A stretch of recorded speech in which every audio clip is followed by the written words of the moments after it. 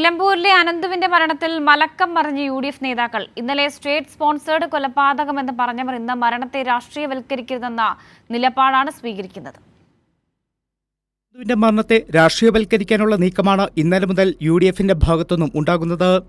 State sponsored കൊലപാതകമെന്നായിരുന്നു UDF സ്ഥാനാർത്ഥി ആര്യാടൻ ഷൗക്കത്തിന്റെ ആദ്യ പ്രതികരണം. ഇതിനെ നമുക്ക് വേറെ രൂപത്തിൽ പറഞ്ഞാൽ ഒരു ഗവൺമെന്റ് സ്പോൺസേർഡ് മർഡറായിട്ട് നമുക്കിതിനെ കണക്കാക്കേണ്ട അവസ്ഥ വിശേഷമില്ല. ജ്യോതികുമാർ ചാമക്കാലയും സമാന നിലപാടാണ് കൈക്കൊണ്ടത്. ഇതിന് പിന്നാലെയാണ് കോൺഗ്രസ് നിലപാടിനെതിരെ കെ മുരളീധരൻ രംഗത്തു വന്നത്. ഒരു കുട്ടിയുടെ ജീവൻ നഷ്ടപ്പെട്ടത് രാഷ്ട്രീയത്തിന് ഉപയോഗിക്കുന്നത് ശരിയല്ലെന്നാണ് കെ മുരളീധരൻ പ്രതികരിച്ചത്. ഞാൻ ഇത്രേ പറയുന്നുള്ളൂ, ഇത് രാഷ്ട്രീയമല്ല നോക്കേണ്ടത്. ഒരു കുഞ്ഞിൻ്റെ ജീവൻ നഷ്ടപ്പെട്ടത് ഇവിടെ വന്യമൃഗമല്ല വില്ലൻ,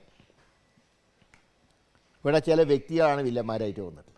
അത് ആരാണെങ്കിലും ശക്തമായുള്ള നടപടിയെടുക്കാൻ ഗവൺമെന്റ് തയ്യാറാകണം.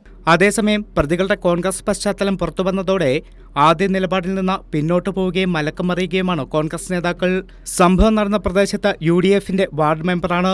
അതുകൊണ്ട് കുഞ്ഞിനെ കൊന്നത് ഗൂഢാലോചനയെന്ന് ആരോപിക്കാനാകുമോ എന്നാണ് പ്രതിപക്ഷ നേതാവ് ഇന്ന് ചോദിക്കുന്നത്. കോൺഗ്രസ് ആണെങ്കിൽ എന്താ പ്രതി UDF ഗൂഢാലോചന നടത്തി കുഞ്ഞിനെ കൊല്ലായിരുന്നു. പഞ്ചായത്ത് മെമ്പറുടെ തലയിൽ കെട്ടിവെക്കാൻ ശ്രമിക്കുന്നുവെന്നും വന്യജീവി അക്രമത്തിൽ നിന്ന് രക്ഷ നേടാൻ കർഷകർ കെണിവെക്കുന്നുണ്ട്. അതിന്റെ മറവിൽ ഇതുപോലെ സാമൂഹ്യദ്രോഹികൾ കെണിവെക്കുകയാണെന്നുമാണ് PK കുഞ്ഞാലിക്കുട്ടിയുടെ പ്രതികരണം. News desk Kairali news.